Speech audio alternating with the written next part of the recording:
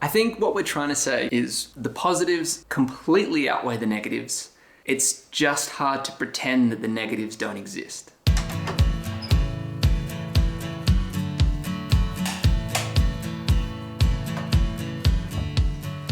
We've been thinking about doing a video like this for the last few weeks, but we've been struggling to figure out how to show exactly what we mean.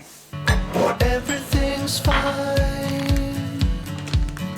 Wouldn't expect any more from this. The situation's in life. The gravel knees. It's easy to look at people online and think everything is sunshine and rainbows. But that's just not true. And I think we've come up with a fun way to kind of go into what it's really like and what we've been talking about for the last 2 weeks off camera. Thank you.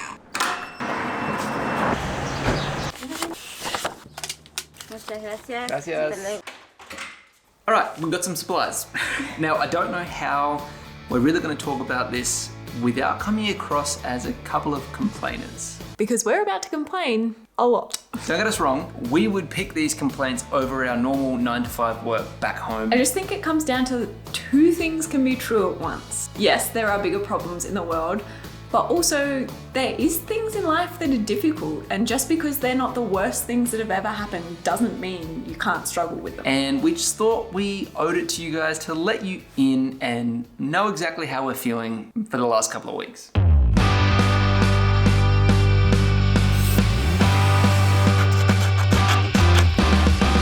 The idea of this analogy all came to fruition when we were sitting at a hotel in Uyuni in Bolivia. The entirety of the next month has just gone up in smoke. This is so frustrating, and we have no one to blame but ourselves. So where we're going, we can't go anymore, so we've a lot of planning to do. Without further ado, we present to you the Travel Fatigue Hourglass. The way we look at travel and our fatigue on the road is really well represented in an hourglass. You can think of the sand as kind of our energy. No matter what, the sand's gonna be dripping down into burnout, regardless if you're having a really good time or a really hard time. But there are a lot of things that open up that gap in the middle and make that energy drip down a lot quicker. Nothing is going our way lately. Everything's just slightly off and slightly frustrating. It's all adding up. The biggest ones are obviously being homesick and missing family and friends. I think that this is worse this year than it was last year because we have a niece now, and seeing her grow up and we're not there, it's tough. And we've missed countless 30ths. Engagements, everyone's getting married. Yeah, it just sucks. Sucks to not be there. The next major one I would classify as decision fatigue. Our friends Claire and Peter actually put it really eloquently to us once, and they said that full-time travel, you are either solving a problem or making a decision. There is always something to figure out in the future or a problem to solve, whether it be tiny or massive. Essentially like an amalgamation of all these tiny decisions that you have to make that don't seem that big, but when your decision counter goes up and up and up, the quality of those decisions goes down and down and down. And that's how people end up having Maccas on the road. Yeah, don't judge people for doing that. I get it. Macca's is McDonald's for the Americans. Losing stuff. We've left, the most recent thing was my laundry bag. Don't know where that's gone. I just hope that it was empty when we lost it, because otherwise that's the worst thing you could leave somewhere, a pile of dirty laundry. These things, 90% of the time when our hourglass is more full than empty, make us laugh and like aren't that big of a deal. It's when they start piling on top of each other. You know when things just continually are slightly going wrong and it just builds and builds and builds in frustration? That's where we're at now. And then this visa thing came through and it was just like a ton of weight on top of all of those tiny straws. It's breaking the camel's back. I'm the camel in this metaphor. Things breaking while you're traveling can be quite annoying. Again, just because you don't have that comfort of being at home and knowing I can just run to Kmart, Target, down the road. I know where I'm going and this thing can be replaced. I think the most frustrating thing we've had is not realizing that our microphone's not working properly and we'll film half a day and be really excited about it. Days later, when we're in a different country, we'll realize that the audio is not working properly. And these aren't the kind of videos that we can just like reshoot.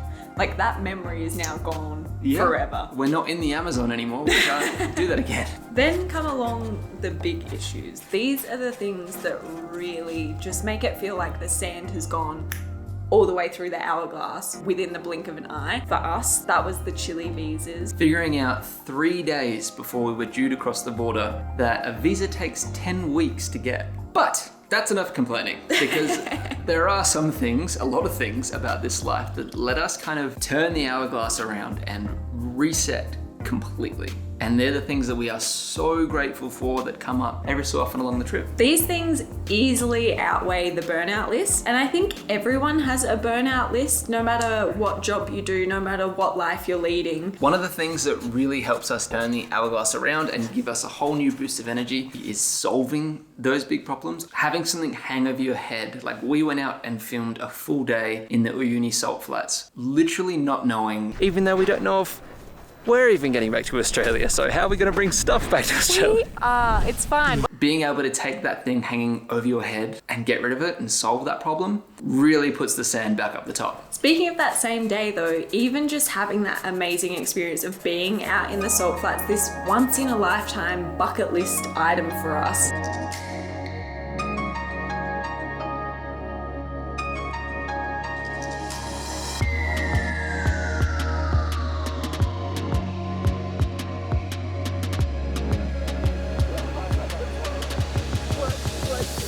It's so wet. Things like the Rocky Mountaineer, the Peru train, the Star Lodge, Salcante, Machu Picchu. Like there are so many amazing experiences that it feels like there's only one grain of sand going through that hourglass at a time at those points. Yeah. Because it's so much fun, so worth it. After the Rocky Mountaineer, I swear I was 18 and I had all the energy in the world, and my biggest crush just told me she liked me. Like I was just straight back to the highest mental state I could be. Meeting new people, it just gives us this breath of fresh air and this energy. We don't obviously have the chance to catch up with our friends and family back home because we're on the other side of the world, on opposite time zones, but we ran into some people the other day and had a couple of drinks with them. It's just this thing that fills your cup. Right now, we are not in Chile. We're actually in an apartment in Argentina, and we paid a little bit more than we normally do for accommodation, but it's gorgeous and it's helping really reset our hourglass. Having somewhere that feels a bit more like home goes such a long way. Another thing we struggle with, I guess, on the road, and when we make time for it, really fills back up the hourglass, is remembering that we're in love and we're dating and trying to carve out time for us and for our relationship. Because we go out for dinner all the time, it's sometimes hard to separate going out for dinner just because we have to eat and going out for dinner on a date. One thing I don't really like admitting, but is 100% true, is the hourglass does get refilled when we do find some success. So on YouTube, if we've got a video that's doing particularly well, or if we get a super nice comment, or if a brand reaches out to us, I think because we're putting so much energy into them, it feels really good to get some energy out of them. It's one of those things you hate to admit because it's such a vanity metric, but when you're doing well at your job, it's hard not to let that positively affect your mood. Yeah, and it really does. When we are better rested and we can take the time to meditate or read our books, just take 5 minutes out of the day to look outside and be like, look how lucky we are. Really makes a difference.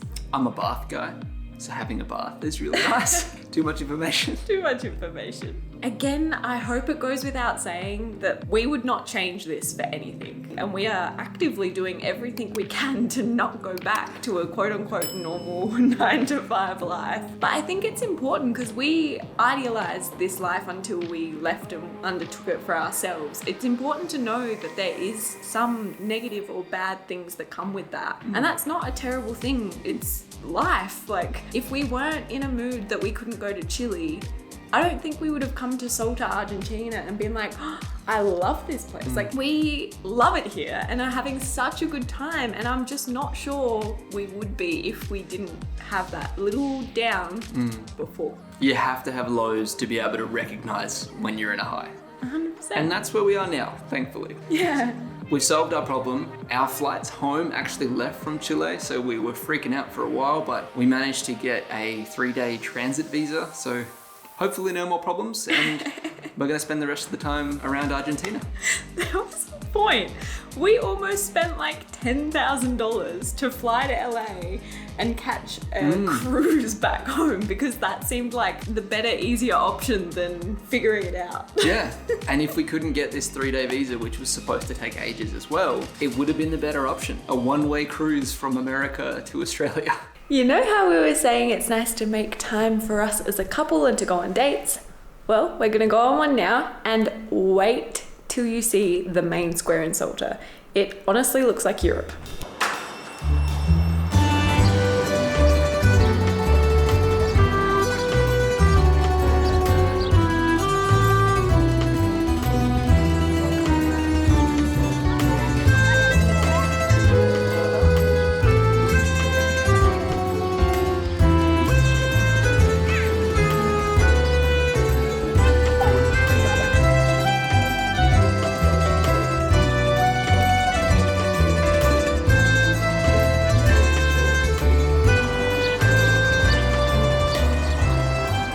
I have seen town squares in Europe look less European than this. There's just like something about the architecture and the feeling here that feels European. I think it's also having the seats from bars and restaurants go out onto the street. Yeah, spill out onto like the cobblestones and Not stuff. that that's like just a European thing. I just feel like it's very quintessentially European. It really does feel European. All right, do you want to get a beer? Yeah. Just like in Europe, there are a lot of pigeons here. I was just trying to like take the vibe of the square in through the camera and just pigeon, pigeon. It's a lot of fun though. Now it's time to get a beer.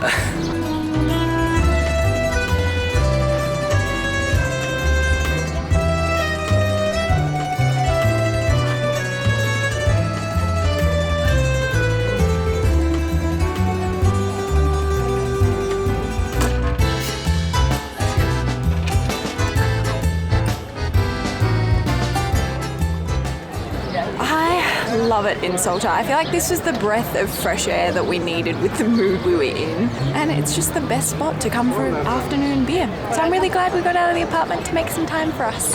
The plan is to go to a mirador for sunset, but time is getting on pretty quickly. Turns out the cable car closes at 7 and it is 6:30, so I think the decision has just been made that we'll stay here and have dinner because there's no way we're making it up and down in time. Plus, we wouldn't even be up there for sunset. We'd have to be up and down before sunset. And that's kind of what this video is about. No stress, go with the flow. This is one of those things that if our hourglass was already really full on the burnout side, it would like tip you over the edge. But we've had an amazing day. We've had an awesome, revitalizing few days here in Salta. So this little mishap actually seems like a good thing because now we get to have dinner at this really nice pub. Yeah. Calzone and papas fritas. We haven't spoken much about the currency here in Argentina at all, but we've just realized that the beer that we've got has gone up in price in the day that we've been here. Which is nuts. Apparently the country has about 100% inflation every year, but just to see it tangibly in the couple of days that we're in the city, madness. I'm gonna make Jordan do a like short form video about it because it's quite interesting and very useful information if you're planning on traveling here, but there's 2 different rates or 2 different currencies in Argentina. If he's done it, it'll be linked somewhere.